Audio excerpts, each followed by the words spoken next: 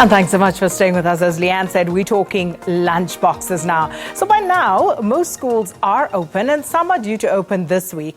And aside from the rush of getting all your children's school supplies, one important thing looms, and that is break time. And what does your child eat at school? And growing children have different nutritional needs to those items sold at tuck shops, and those items at the tuck shops don't necessarily provide the nutritional needs that your child will have to get through the day. So to help us understand the nutritional needs of growing children and what to feed them for breakfast and what to pack in their lunch boxes, I'm joined now by Dietitian Marlinie Kotiah. Thanks so much for coming through. Thanks, Sakina, for having us. And what a brilliant subject to start the year with. It certainly is, because it really is a struggle for a lot of parents, you know, in terms of what do I pack. So let's start off with the nutritional needs, because there is some science to this in terms of what children actually need. But let's start with the little ones. What do they need? So, you know, these years are so crucial. These are the foundation years. And like we've just heard from Leanne, her child's going back to school. She's joining more than 1 million moms, I think, you know, with kids going back to school. So school bags are packed, uniforms are done, sports gears are there, books are there. But yes, you are very correct in saying that the lunchbox plays such an important part of making sure they perform at school. What do you put in your lunchbox? How do you start? And this is where I need to impress on my mothers. We've put out a 1 million moms pledge for healthy change. What we have seen is that children are by far not eating well. We want to inspire positive behavior change, and that's what this pledge is about. So starting with breakfast, and that is one of the pledges. Have a breakfast. I've made a simple breakfast there. You know, it looks different, it looks unique. For those children who don't want to have breakfast, I've layered some cereal, in fact some instant cereal and a cereal, a yogurt and a fruit. And there you've got it. You know, it can be done the day before, put in the fridge, and the child can even help themselves. And I must impress, what we are finding is that so many parents miss breakfast. And what do? You know, our children talk like us, they behave like us, they're going to probably eat like us too, so we have to set the right behavior as parents. And for many people who work in education, I think this is one of the frustrations, but you have so many other problems that you hardly get to talk about the nutritional needs. But children eat the wrong stuff. So children arrive at school, they start eating whatever puffs and all sorts of unhealthy things that are readily available. And that actually does have an impact on, amongst others, their concentration levels. Correct. And what we found in the same research, we've been working on, you know, on research for years with different academics.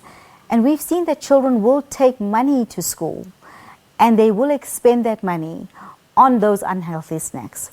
However, if it's accessible, this hashtag Million Moms Pledge is all accessible stuff that we want to educate parents about.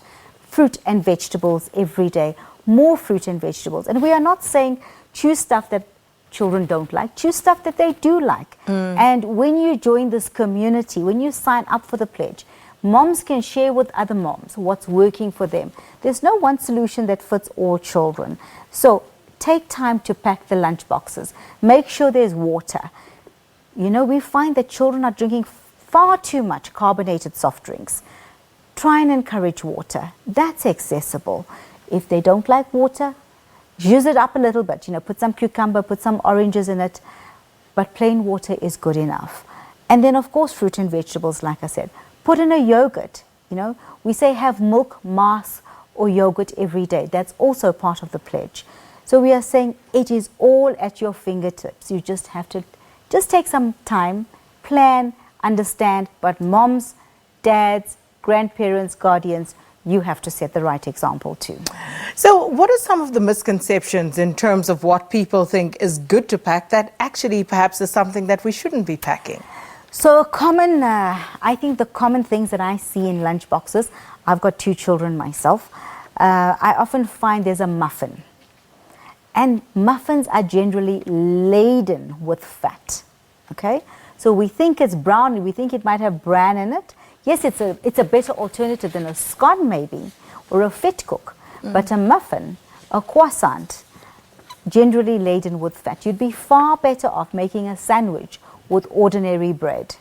And that's the other thing I was going to ask about sandwiches, because traditionally, when we think about lunchboxes, we think about sandwiches. Correct. And it is, children do want something sustaining, but I think sometimes a lot of focus goes into the sandwich, but nothing goes into what should be accompanying that sandwich. Fruit and vegetables, some yogurt, something to drink, and again, it's that juice box. A lot of times what goes in there, it's just a plain old lolly with water and sugar and some colorant or flavorant. No, give something more substantial. This is the time that children's bodies are being built, their immune systems, their eyesight, their brain, their cognitive thinking. If you are not feeding them well, you are by far cannot expect something good to come out of that child, regardless of what you bought for him or her in terms of uniforms or school books and so forth. What about the juices, those that say 100% fruit juice? That's fine, but like I said, the preference is always to give pure water, plain water. Now, when you're looking at juices, yes, 100% is the better variant of the lot. But when you have the fruit, you also benefit from the fiber, which helps keep you fuller for longer. And that's what we are saying. So go for the natural products. And then we are also encouraging children to move more in this pledge. We've got children that are far too immobile at this point in time.